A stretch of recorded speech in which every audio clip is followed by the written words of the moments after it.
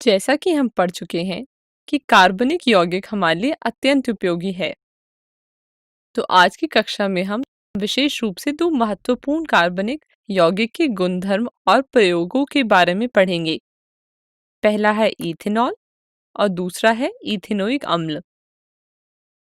तो चलिए इथेनॉल से शुरू करते हैं। याद करें, इथेनॉल किस ग्रुप का सदस्य है और इसका सूत्र क्या होता है? सही सोचा आपने। इथेनॉल अल्कोहल ग्रुप का सदस्य है और इसका सूत्र है C2H5OH। इथेनॉल को इथाइल अल्कोहल भी कहा जाता है, पर सामान्यतः इथेनॉल को अल्कोहल कहा जाता है। और इथेनॉल कक्ष के तापमान पर द्रव अवस्था में पाया जाता है। चलिए इथेनॉल के कुछ प्रयोगों के बारे में पढ़ते हैं। इथेनॉल को पेंट, इत्र के निर्माण और कपड़ों को डाई करने में उपयोग किया जाता है। इथेनॉल एक अच्छा विलायक है, जिसे इंग्लिश में हम सॉल्वेंट कहते हैं, यानी कि कई कार्बनिक यौगिक जल में अघुलनशील होते हैं, पर इथेनॉल घुलनशील होते हैं। और एक अच्छा विलायक होने के कारण इथेनॉल का प्रयोग tincture iodine, cough syrup, tonic और दवाइयों आदि बनाने में भी उपयोग किया जाता है। टिंचर आयोडीन को घाव को ठीक करने के लिए हॉस्पिटल में काम लाया जाता है। क्या आप जानते हैं कि तनु इथेनॉल की थोड़ी सी मात्रा लेने पर हानिकारक नशा आ जाता है?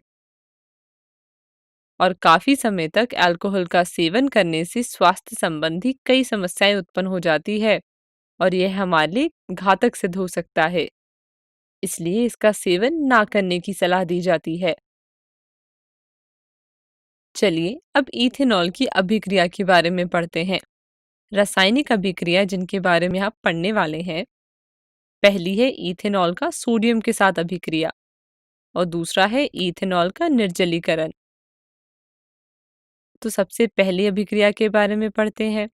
इस अभिक्रिया के बारे में पढ़ने के लिए चलिए केमिस्ट्री की लैब चलते हैं। आइए क्रियाकलाप देखते हैं। इस क्रियाकलाप के लिए हमें चाहिए इथेनॉल और एक सोडियम का छोटा टुकड़ा। सोडियम को टोंग की मदद से इथेनॉल से भरे हुए बीकर में डालें। अब बीकर में हो रही अभिक्रियाओं को ध्यान से देखें। तो चलिए इसमें शामिल अभिक्रिया देखते हैं। अभिक्रिया कुछ इस प्रकार है। इथेनॉल प्लस सोडियम के साथ अभिक्रिया करने पर सोडियम इथॉक्साइड उत्पाद बनता है और हाइड्रोजन गैस उत्सर्जित होती है। याद करें, हमने क्रियाकलाप में देखा था अभिक्रिया होने पर गैस निकल रही थी, वह हाइड्रोजन गैस ही थी। वीडियो को रोकें और इस अभिक्रिया को अपनी कॉपी में नोट कर लें। हमने पहली अभिक्रिया के बारे में तो पढ़ लिया। चलिए अब दूसरी अभिक्रिया निर्जलीकरण के बारे में पढ़ते हैं। निर्जलीकरण का अर्थ है जल को अलग कर देना। इथेनॉल को सांद्र सल्फ्यूरिक अम्ल की उपस्थिति में गर्म करने पर इथेनॉल का निर्जलीकरण होकर इथीन और जल बन जाता है। इथीन जो कि असंतृप्त हाइड्रोकार्बन है। ध्यान दें, इस अभिक्रिया में सल्फ्यूरिक अम्ल निर्जलीकारक, जिसे अंग्रेजी में डिहाइड्रेटिंग एजेंट कहते हैं, के रूप में काम करता है, जो इथेनॉल से जल को अलग कर रहा है।